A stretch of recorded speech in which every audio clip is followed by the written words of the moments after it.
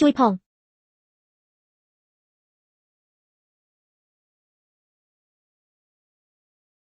សិនយានឈិនឯងធ្វើស្អីហ្នឹងឆ្កូតអាក្រក់អស់ហើយតើ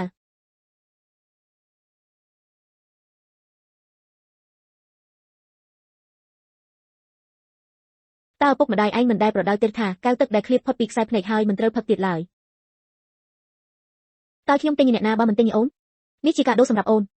ម៉ូដបុរាណនិងឆ្កងថ្នាក់ហ្នឹងគាត់ប្រហែលជាមិនមែននៃខ្ញុំពាក់វាត្រឡប់ទៅផ្ទះវិញទេដឹងយ៉ាងមីមានមួយទៀតណាខ្ញុំថាហើយគាត់មិននឹងទិញតែខោអាវអាក្រក់មើលមួយកុំភ្លេចនឹងទៅ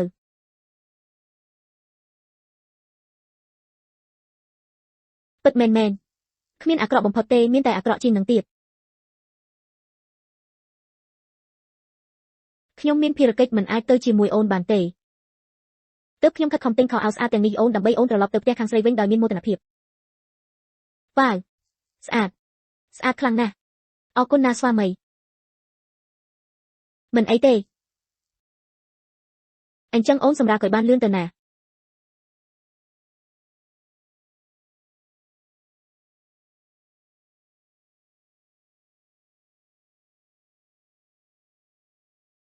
យ៉ាងមីមកវិញហើយ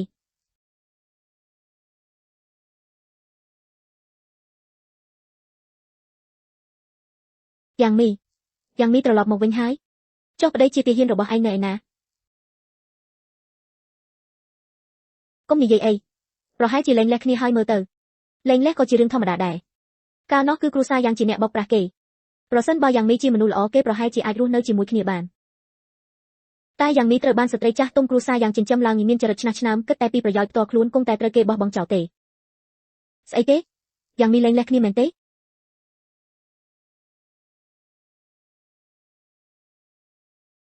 ម៉ែខ្ញុំឃ្លានបាយណាស់ឃ្លានចិត្តស្លាប់ហើយអាយ៉ាមកហើយប្រញាប់ឡើងពុកម៉ែខ្ញុំត្រឡប់មកវិញហើយមីកូនចង្រៃយកដើមឯងនៅហ៊ានត្រឡប់មកវិញទៀតហេឯងត្រឡប់មកធ្វើអីផ្ទះយើងគ្មានបាយឯងស៊ីទេមិនអន់សោះថែមទាំងមានសុខភាពល្អនិងរឹងមាំខ្លាំងទៀតផងមិនក៏អាចទៅរួចតើខ្ញុំពូដំបងសំបីតែក្លិនអាហារសមុទ្របន្តិចក៏ធំមិនបានផងចុះនាងវិញ